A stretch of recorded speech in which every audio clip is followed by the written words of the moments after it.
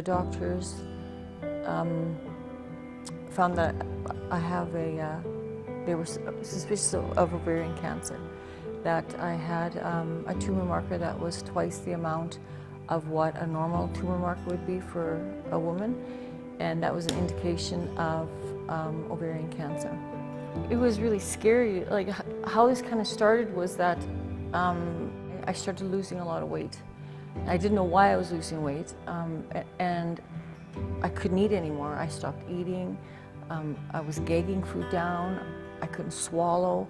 And I went to the doctor, and he did a series of blood tests. The very next day, I get a call that I had to go in, and then he told me that he had tested me for ovarian cancer and that my tumor marker was high and that they needed to investigate that. So when he first told me that, I was shocked. I had no idea what to even think, and I said to him, "So are you saying that I have a tumor?" And he said, "I'm saying that your tumor marker is twice as high as what it should be, and we have to investigate that." And I asked him if it could be anything else, and he said no.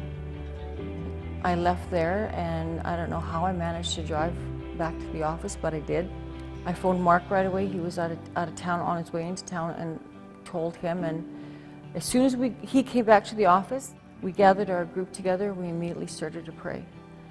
And then we phoned you guys to come and see you. I just knew that there was help here and that I could get help. And I knew what kind of help. So, and Mark said the same thing too, we got to get to the church. So I remember coming and bringing my papers showing you guys that where it indicated that my tumor marker was elevated and high. And I was really anxious. I just couldn't wait to get here though. I couldn't wait to get here. Well, we got scriptures out and we started to read through some of them. And I remember Kathy gave me this book about healing. I think I read that thing front to back, over and over and over and over and over. Morning, noon, and night. I declared all the scriptures for myself. I declared them. And at nighttime is when it was the hardest for me, because when you go to bed, you start thinking of all kind of crazy things, hey? I just thought, okay, I'm going into a fight now. I'm going to sleep, and this is when things happen. And I just had to pray myself up in order to get to bed, and that's what I did. The next day when I got back to the office, some of the staff had gone out and they bought a little medallion, like a tiny little coin that says on it, "Miracles happen, just believe," and they gave that to me. And within the next couple of days, I had an ultrasound booked. I went to the ultrasound, and they did the ultrasound. I had this medallion in my hand, and I kept thinking, miracles can happen, just believe. Miracles can happen, just believe. And I held it so tight. I remember that it was putting a little indent in my hand. And then when it was all over and done with, I got up to get dressed. We left to go home. It probably wasn't until the next day that I noticed my coin was gone. And I had no idea where it was. And that scared me, because that coin gave me hope every time I read it. Within about two days after my ultrasound, my doctor got me immediately into a CAT scan. And when I went to the clinic, it was a different clinic. I went to the clinic to get the CAT scan done.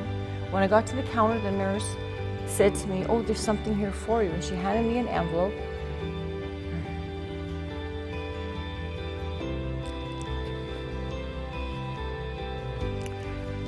And inside this envelope was my medallion.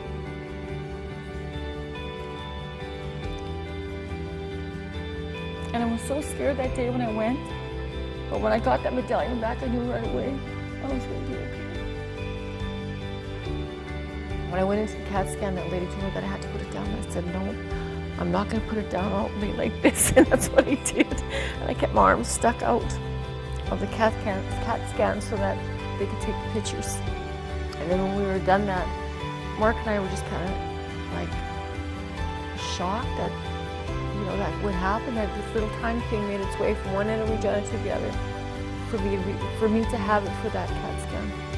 When all the results of the tests were in, we went back to my doctor, and he said, "All your organs are healthy. Everything is good. There's no cancer." And he said, "And I don't understand why." And I knew why, Mark knew why. I just wanted to jump up and scream You know, it was amazing.